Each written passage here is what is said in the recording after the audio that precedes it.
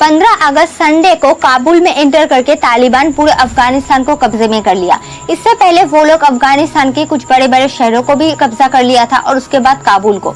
लेकिन सबसे इंटरेस्टिंग बात यह है, तालिबान जो 3-4 महीने में अफगानिस्तान को कब्जा करना चाहता था, वो बस कुछ ही दिनों में ये कर लिया। अफगानिस्तान की प्रधानमंत्री अशरफ घनी तालिबान काबुल में पहुंचते ही अपने परिवार को लेकर देश छोड़कर भाग गए, ये कहते हुए वो अपने कैपिटल काबुल में कोई रक्तपात ना हो इसलिए वहां से चले गए। पर सवाल ये उठता है, अफगान सिक्योरिटी फोर्स जो यूएस से ट्रेंड है और इक्विपमेंट भी वहां से आते हैं और इसमें बिलियन डॉलर्स खर्च होते हैं, वो सिक्योरिटी फोर्स कुछ नहीं किया, चुपचाप तालिबान को अंदर आने दिया। दोस्तों, तालिबान और अफगानिस्तान की आज की स्थिति समझने के लिए हमें कुछ साल पीछे जाना पड़ेगा। 1919 में अफगानिस्तान की आजादी के बाद जब नूर मोहम्मद तारिकी दाऊद खान को हराकर प्रधानमंत्री बने और रशिया के कहने पर अफगानिस्तान की डेवलपमेंट के बारे में सोचा और वहां स्कूल कॉलेज बनवाने लगे। महिलाओं को भी पढ़ने की आजादी दी, बुर्का पहनना जरूरी नहीं किया, लड़कियां चाहे तो वैसे भी बाहर निकल सकती थी। साथ ही साथ ये भी कहा, अफगानिस्तान में जिनके पास बहुत ज्यादा जमीनें हैं वो लोग गरीबों को जमीन देगा, और इसी बात का अफगानिस्तान के मुसलमान विरोध किया। तब अमेरिका ने उन लोगों से कहा कि तुम्हारी मजहब खतरे में है, तुम्हें इसके लिए लड़ना चाहिए, और इन्हीं लोगों को मुजाहिदीन कहा जाता है। और अमेरिका उन लोगों को रशिया से युद्ध करने को कहा, और ये पॉसिबल इसलिए हुआ क्योंकि अफगानिस्तान की विदेश मंत्री हफीजुद्दीन अमेरिका के साथ मिला हुआ था। अफगानिस्तान के मुसलमानों को पाकिस्तान में ले जाकर ट्रेनिंग दी जा रही थी और अमेरिका ने सऊदी अरब से भी मुसलमानों को बुलाया ट्रेनिंग के लिए रशिया के खिलाफ युद्ध करवाने के लिए, जिसमें ओसामा बिन लादेन भी था जो अलकायदा नाम की एक टेरर ग्रुप का लीडर था। अमेरिका ने उसे भी बुलाया और वहां के स्टूडेंट्स जिसे तालिब कहा जाता था, जिनमें एक बहुत ही काबिल स्टूडेंट था उमर, उनको भी बुलाया गया।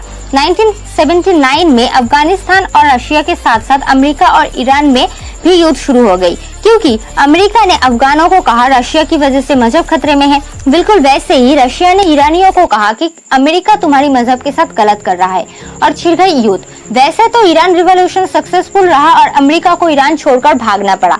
इधर अफगानिस्तान में तारिकी को हटाकर हफीजुद्दीन प्रधानमंत्री बन गए और अफगान और रशिया के बीच में युद्ध चालू हो गया। रशिया ने सोचा आराम से युद्ध जीत जाएंगे, पर अमेरिका और पाकिस्तान की मदद से बनाई हुई मुजाहिदीनों की लड़ाई से रशियन सोल्जर्स धीरे धीरे घायल होते गए।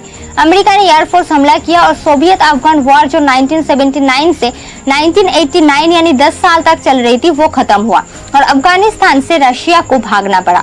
पर उसके बाद अफगानिस्तान में एक नई प्रॉब्लम शुरू हो गई, मुजाहिदीनों में सिविल वॉर चालू हो गई, और तब स्टूडेंट उमर, जिन्हें तालिब कहा जाता था, जो सोवियत अफगान वॉर में बहुत ही अच्छी लड़ाई लड़ी थी, अपनी एक आंख भी खो दिया था, वो ही मुल्ला उमर तालिबान बनाया और सिविल वॉर को खत्म किया। अमेरिका तालिबान को बनाने के लिए हर तरह से कोशिश कर रहे थे, हथियार प्रोवाइड करना, ट्रेनिंग देना, सब कुछ, और साथ ही साथ तालिबान अफगानिस्तान की कंधार में जो रशिया की हथियारों की फैक्ट्री थी उसको भी लूट लिया।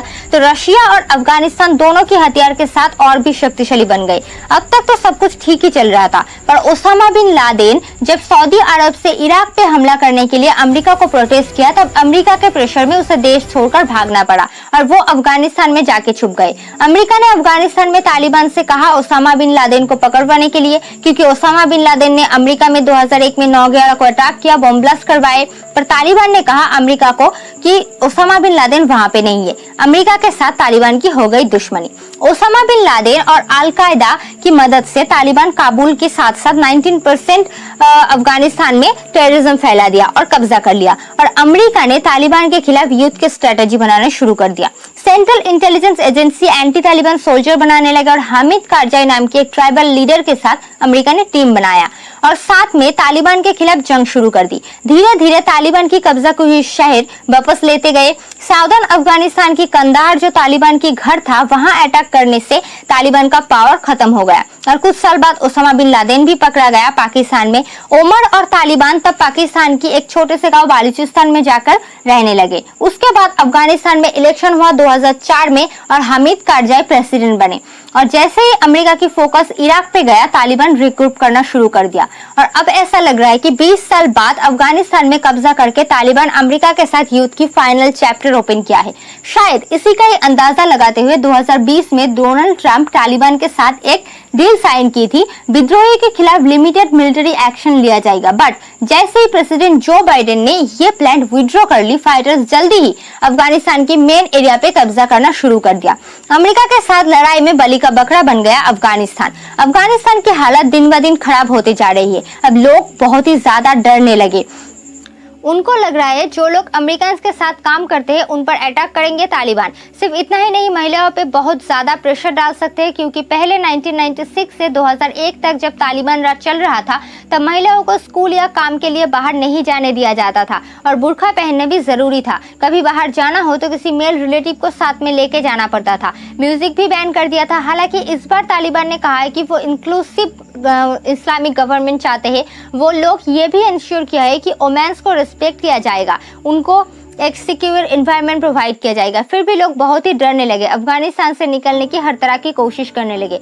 पर तालिबान अटैक के बाद जब हर देश की एम्बेसी शट डाउन हो गई तो वहां से निकलने की हर रास्ता बंद हो गई। तभी काबुल एयरपोर्ट पे कुछ भयानक दृश्य देखने को मिले। लोग प्लेन के आगे दौड़ने लगे। प्लेन में लटकते हुए कुछ लोग प्लेन हवा में उड़ते ही वहां से नीचे गिरकर उनकी भयानक मृत्यु हो जाती है। अलग अलग देशों की लोग जो वहां पे अटके हुए हैं उनको निकलने की पूरी तरह से कोशिश की जा रही है। बहुत सारे इंडियंस को वापस भी लाया गया है। पिछले कुछ दिनों में कब्जा की हुई जगहों पे किलिंग, टॉर्चरिंग, एयरपोर्ट पे गन फायरिंग हो रही है। प्रेसिडेंट कारजाई का कहना है कि तालिबान को वो पीसफुली हैंडल करेंगे, पर मुझे पता नहीं ये कैसे होगा। मुझे तो लगता है अगर अफगानिस्तान की सिक्योरिटी फोर्सेस स्ट्रांग होती तो शायद इतना कुछ ना भी हो सकता था। इसलिए दोस्तों, हमें हमारी इंडियन मिलिट्री को, एयरफोर्स और नेवी को सैल्यूट करना चाहिए और उनके लिए प्राउड फील करना चाहिए। जय हिंद, मिलते हैं अगली वीडियो में।